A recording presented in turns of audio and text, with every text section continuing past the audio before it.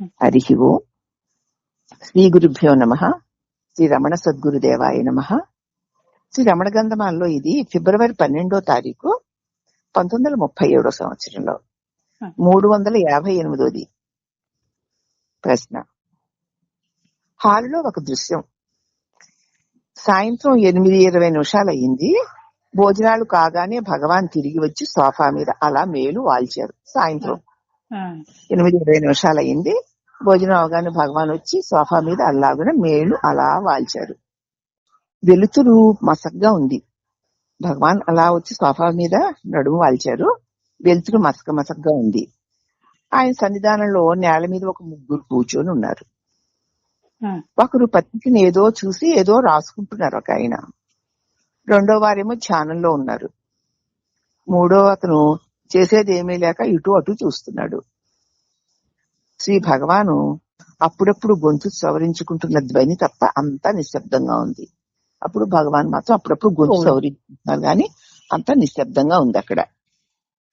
పరిచారక భక్తుడు మాధవస్వామి చేతిలో తమలపాకుల పొత్తితో చప్పుడు చేయకుండా లోపలికి వచ్చాడు. మాధవస్వామి లోపలికి వచ్చాడు. తమలపాకుల పొత్తి పట్టుకొని చప్పుడు చేయకుండా వచ్చి బల్ల దగ్గరికి వెళ్ళాడు. సోఫా మీద పడుకుని ఉన్న భగవాను అతన్ని చూచి పిలిచి ఏం చేస్తున్నావు అని మెల్లగా గుసగుసలాడినట్లుగా అడిగారు. అప్పుడు పరిచారకుడు ఏమీ లేదు అని గొణిగి ఆకుల్ని అక్కడ పెట్టి అనుమానిస్తూ దేనికోసమో తడుముకోవడం మొదలు పెట్టాడు. అప్పుడు భగవాన్ అన్నారు, నాకు అదేమీ అక్కర్లా అన్నారు. పరిచారకుడు నేల మీద చతికిలు పడ్డాడు.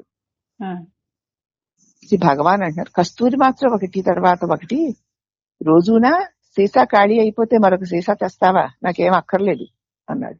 అంటే తమలపాకులో కస్తూరి మాత్రం వేసి ఇద్దామని వచ్చాడు మాధవస్వామి. గొంతు సవరించుకుంటున్నారు కదా, గురకగా ఉంటుంది స్వామికి అని చెప్పి తమలపాకులో కస్తూరి మాత్రం వేసి ఇస్తే తగ్గుతుంది అని ఇస్తున్నాడు అనమాట. ఈసారి భగవాన్ ఏం అక్కర్లా, ఎందుకు అలా వెతుకుతున్నావు, నాకొద్దు అన్నారు. అప్పుడు అది ఈ కస్తూరి మాత్రలు ఒకటి తర్వాత మరొకటి రోజున సీసా అయిపోయినా సరే ఇంకో సీసా తెస్తావా, నాకేం వద్దు అన్నారు భగవాన్. ఇప్పుడు మాధవస్వామి చాలా నేర్పుగా మధ్యాహ్న భోజనంలో అవియల్ భగవాన్ శరీరానికి పడినట్టు లేదు భగవాన్, మధ్యాహ్న భోజనంలో అవియల్ పెట్టారు కదా అది మీకు పడలేదు భగవాన్ అందుకని అన్నాడు. అప్పుడు భగవాన్ అదేమీ కాదు, అవియల్ బాగానే ఉంది, త్రేన్పు దగ్గే శ్లేష్మము ఉమ్మియ శబ్దము తప్ప అంతా నిశ్శబ్దమే, తేనుపు వచ్చింది అందుకని అలా వచ్చిందంతే, నాకేం లేదు అన్నారు.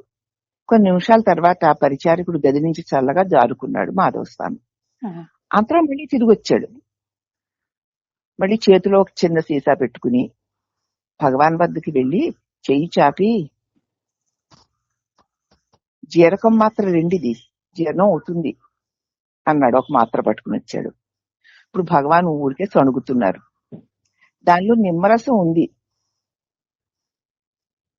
దీనికి నిమ్మరసం మంచిది కాదు, ఆ మందులో నిమ్మరసం ఉందయ్యా అది శరీరానికి పడదు అన్నారు భగవాన్.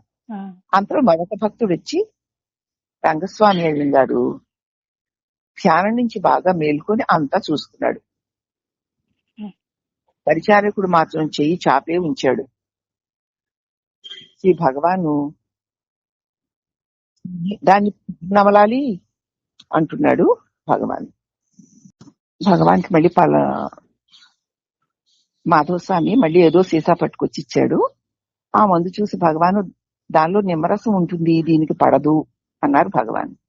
అంతలో రంగస్వామి అయ్యర్ గారు వచ్చి రంగస్వామి అయ్యర్ గారు ధ్యానంలో ఉంచి బాగా మేల్కొన్నారు, అంతా చూస్తున్నారు. పరిచారకుడు మాత్రం ఆ చెయ్యి చాపి అలాగే పెట్టి ఉంచాడు ఆ సీసాని. భగవాన్ అన్నారు, దాన్ని ఎవరు నవ్వులుతారు, నేను నవలను అన్నారు.